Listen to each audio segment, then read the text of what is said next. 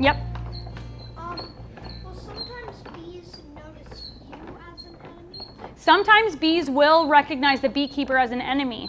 So what you want to do is you want to make sure that you're entering your hive very gently, using a smoker and the proper tools so that you can work with your bees gently. But did that answer your question? Let's take a look. Yes, ma'am. Several years ago, I heard that the bee population was dying Nice off. job. Is that due to a disease or weather or other factors? Yeah, good question. So you've probably all heard of the infamous colony collapse disorder, right? Where bees just like suddenly disappear. There's not a whole lot of answer to that, but it's probably a mix of things. Pesticides and varroa mites. So the question that we had earlier of are there enemies to bees, the answer is yes, there are enemies to bees, and the number one enemy to bees is the varroa mite. Varroa mite is a little tiny mite that will attach itself to the back. Does someone else want to sit on it while he spins it? And then I can walk around and answer questions. Thank you. So the varroa mite will attach itself to the thorax of the bee, and it'll weaken its immune system. And sometimes they'll attach themselves to a bee that hasn't even emerged from its cell yet, a baby bee, and it weakens the hive. That's the number one reason for decline of bees is varroa mites.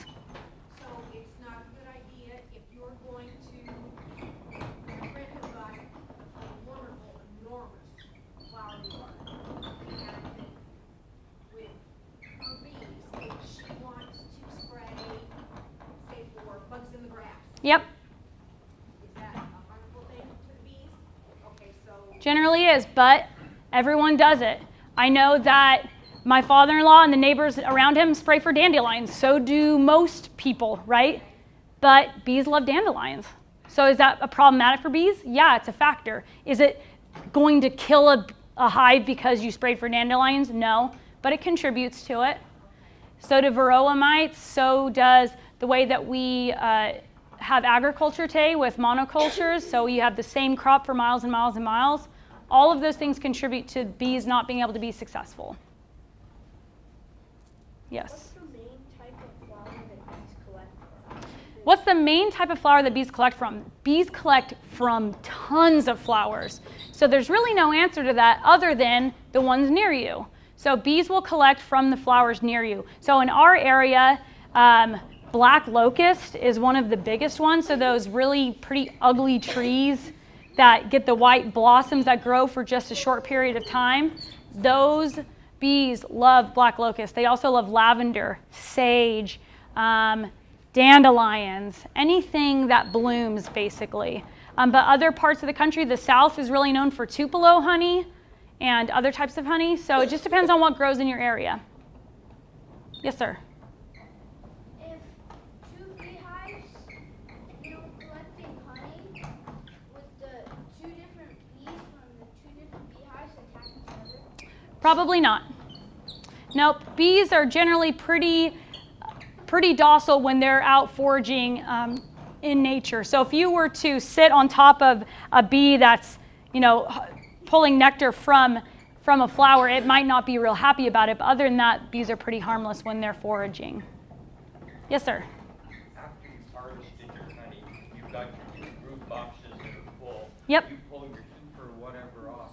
Now, if the harvester, if the bees are still able to collect pollen and nectar, will they go ahead and swarm, or are they going to where are they going to put the honey if your two brood boxes are full? That's a great question. So if you have two brood boxes and you've taken off the honey super off top and there's tons of bees, you're wondering where do they have room to fit? Where are they going to store this excess honey? They will stop laying as many eggs because they're going into winter and they're trying to bring their population down. Notice my drones are dying, or they're kicking them out Yep. right now. And, So you'll notice that there'll be less bees, therefore more space to store honey. So if you're harvesting honey and you stop harvesting at the end of July or early August, that will give them plenty of time to continue to forage to fill up the rest of their hive. This time of year where you're harvesting, you don't worry about that at all because there's a process now. Yes, I pulled these frames off of my hive in the 1st of August. Oh, okay. These have been off my hive for quite some time. Oh. And then I warmed them back up in my frame warmer here that I borrowed from a... I did not. I wish I could take credit for that, but I can't. A friend of mine named Doug Cleveland in the Treasure Valley Beekeepers Club made it and let me borrow it. And he lets a lot of people borrow it. So if you're a beekeeper interested in getting into this process, that's definitely something that can be helpful if you're unable to harvest right when you want to. Yes?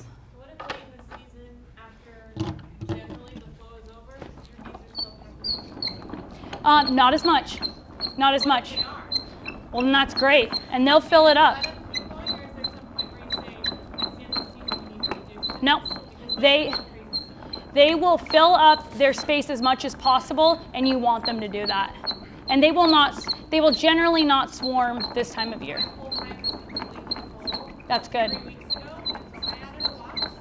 I'm wondering if I should now say, I would not add a box. because I was going to go out this week and pull some frames to see where they're at. So 2 deep boxes or 3 mediums is what you want this time of year. For the winter, so that you don't end up having to freeze to death by having too much room to keep Exactly. The more space they have, the more they got to keep warm.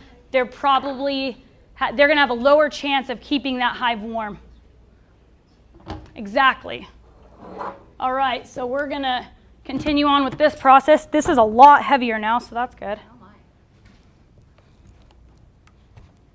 Oh, yeah. So this will continue to flow out of here for quite some time. But I'm going to let this flow for a little bit, and then we'll jar something up, and then I'm going to let all of you taste it. I brought little toothpicks. Oh, it'll be good. Have you ever taken bees from, like, if somebody has one that's, say, in their fence or something and they want it out, or they find it in their place and they want it removed, do you ever go and take them and remove them? So the question was if a neighbor or a friend has a swarm, so a big bunch of bees that showed up in a tree one day, will I go and remove those? I don't generally like to do that, but there's a lot of beekeepers that do. And so if you notice that there's a swarm of bees at your home that you want to get out of there, you can call someone from the Treasure Valley Beekeepers Club and they'll come do that for you. And so you, Get there first. Yeah. yes, they will. Their page, they're like, I'm there, I'm on my way. Who's going to get there first? Because Yeah, They want them. because it's free bees. They had they came to Jackson's and they thought they were just, because they were on the side of the wall.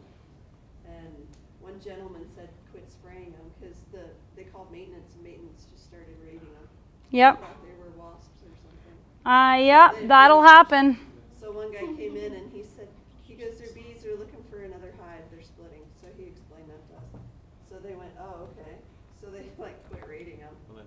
But I mean, you know. you couldn't- We'll let this so filter through. That happens. I mean, we were on a hike once and we found some in a post in the Forest Service. You know, they don't want them in their, like, it was some big sign where they found a corner and went in. Not going like this. Yeah, I don't generally like to catch swarms. I've done it before because they were my own swarms. But if you want free bees, it's great to catch them. But otherwise, I mean, it's not something I enjoy doing. But there's, like she was saying, beekeepers will be running to be there first. Google beekeeper or something. idabees.org, they have a giant red button on their homepage that says swarm. And you click it, and it'll bring up a map. And that map will allow you to search for a beekeeper near you that has agreed to be available. And a long list of beekeepers I too. can tell you where one is in Caldwell if they haven't removed it already. So, and generally, if they've been there a while, they're called cutouts, and you have to physically cut them out, and that's a real pain, depending on where they're at. How do they safely transplant them? How do they get them and remove them? It depends on where they're at.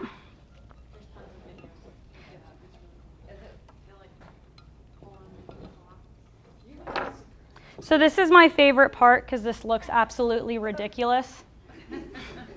But the weight from this will allow this to filter out a little bit faster. You don't squeeze it or anything? Yeah, but once I start squeezing it, my hands are pretty unusable unless, so I usually wait for that part. But what I do want to do is I'm just going to kind of tie this to the side here. But we're going to fill up a jar, because that's the fun part. So this is filtered honey that's ready to jar up, ready to give as gifts, ready to sell. You don't do anything else? Nope, Oh, that's reach. that's it. Honey is so clean and so pure, and I just use a little bit of filtering to remove the elements that I don't want in my honey, like chunks of beeswax and just little pieces of straw that may have gotten stuck to it. And so this is the nice little jar of honey that we just harvested from the frames. So what I'm going to do is leave this up here, and you all can come around with a toothpick. No double dipping. No double dipping, because I am going to keep this jar. And come taste it. It's really good. So thank you all for coming. I'm going to stick around and continue cleaning up and jarring this stuff up. But if you have any questions, I will be here to answer those. Thanks for coming.